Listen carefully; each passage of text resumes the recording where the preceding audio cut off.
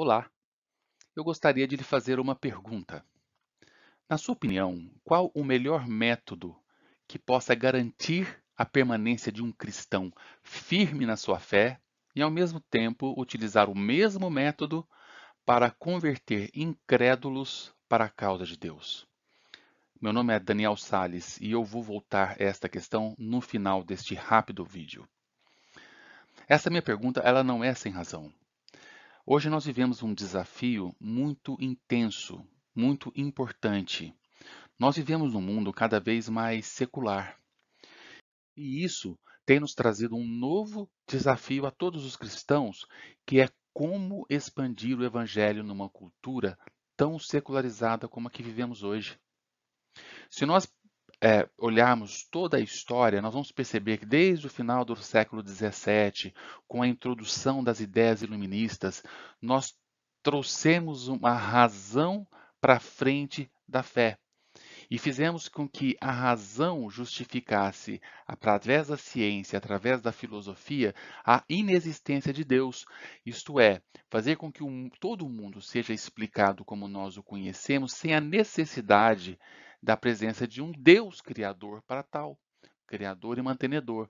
Quer dizer, a filosofia e a ciência acharam uma maneira de matar a Deus, como disse Nietzsche posteriormente.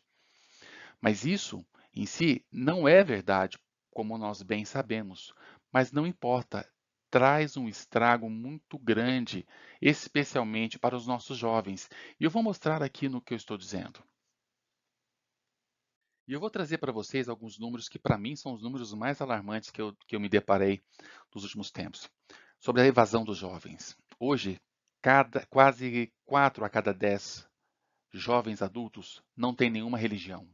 Eles abandonaram a religião. Já as pessoas acima de 65% são só 13%. Esse número há 34 anos era só de 10% e hoje está quase 4 vezes maior. E quando esses jovens abandonam a sua religião? Eles abandonam a religião até o início da idade adulta. Geralmente na adolescência, quando eles já se sentem donos de si, podem tomar essas decisões sem se importar muito com o fato de que vão ou não desagradar os seus pais. É possível que isso venha acontecendo gradativamente desde a primeira infância. Por isso é importante nós cuidarmos muito bem dos nossos filhos, porque as aparências às vezes podem enganar. Isso levanta uma questão agora que é muito importante que eu vou passar para vocês.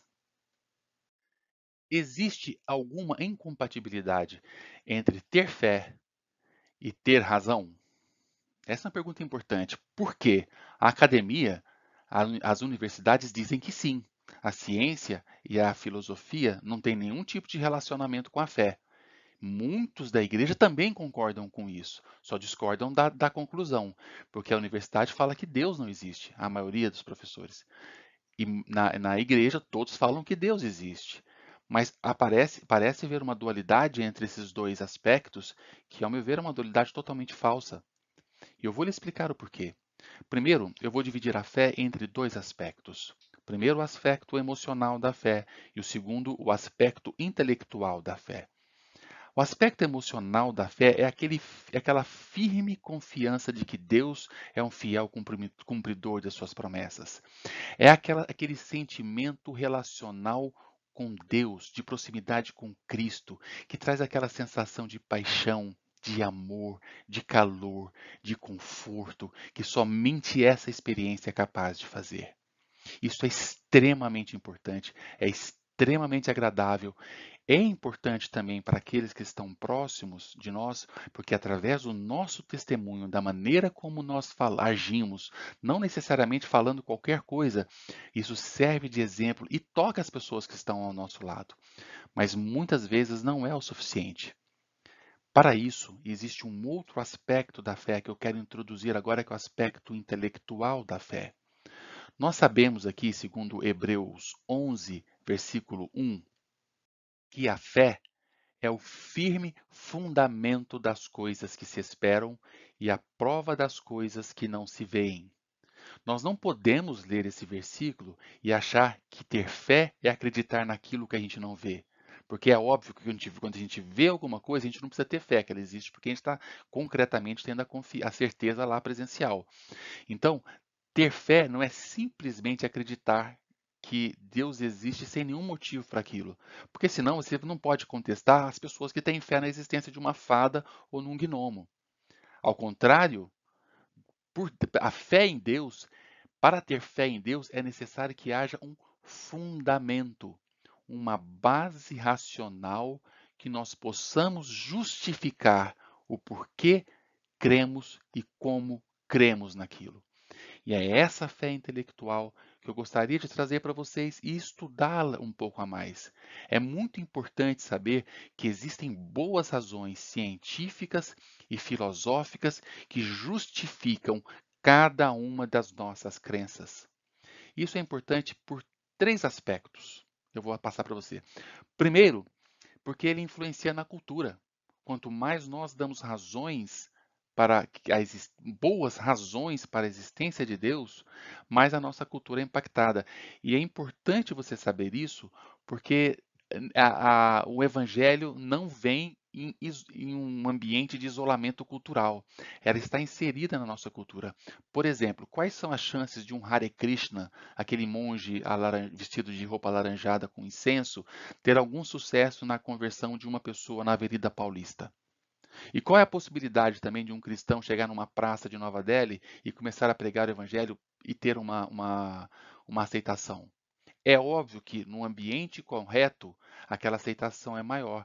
Então é necessário que nós influenciemos o ambiente onde vivemos para que o evangelho, o cristianismo, seja intelectualmente aceito, seja intelectualmente viável. Porque senão dificulta muito o nosso trabalho como evangelistas, e porque nós somos evangelistas. E a fé intelectual tem esse papel muito importante, de trazer boas razões. E isso é um dever do cristão? Vejamos então o que diz em 1 Pedro 3,15. Estejam sempre preparados para responder a qualquer que lhes pedir a razão da esperança que há em vocês. E eu lhes pergunto: você está pronto para responder o porquê você crê em Deus? O porquê você acha que Ele cumpre suas promessas? O porquê você imagina que Deus vai um dia te salvar? E por que você pode acreditar que sequer que um dia um Cristo existiu, que ele morreu numa cruz, que ele foi enterrado e que ele voltou a viver, ressuscitou, que subiu aos céus e que um dia voltará para te buscar? Você consegue explicar racionalmente? Se você não consegue, você não cumpre esse mandamento dado por Pedro. Responder a qualquer um que lhes pedir a razão da esperança que há em nós. O que eu vou fazer aqui, a partir de alguns próximos vídeos, é dar bons motivos racionais para crer no que cremos. Eu gostaria de começar estudando alguns aspectos da Bíblia, especialmente no Novo Testamento. Eu gostaria de mostrar para vocês que a Bíblia não é apenas um livro inspirado por Deus, mas como um livro historicamente correto. Que os escritos que foram feitos na época em que foram escritos permanecem os mesmos que nós temos hoje em nossas mãos. Isso é muito importante porque é um ponto de um ponto de confrontamento dos céticos para a nossa fé. E nós temos que ter a certeza e a confiança não para nós, não só para nós mesmos, mas para as pessoas que nós temos o dever de converter, de que a palavra de Deus está impressa na Bíblia. E eu vou voltar agora à pergunta inicial que eu lhe fiz. Qual o melhor método para mantermos firmes na fé e converter a próxima? E eu vou estender a pergunta: a fé racional ou a fé emocional? A resposta é muito simples: nenhuma das duas. A conversão se faz unicamente pela operação interna do Espírito Santo. E o método com que ele vai utilizar esta conversão pode ser das diversas maneiras, mais emoção que razão, mais razão que emoção. E não cabe a nós determinar um método pelo qual o Espírito Santo age internamente dentro de cada um de nós. Então eu desejo que vocês, com estes vídeos, se interessem por este assunto e que possam aprender cada vez mais as razões pelas quais nós podemos ter esperança em Cristo Jesus. Muito obrigado e até um próximo vídeo.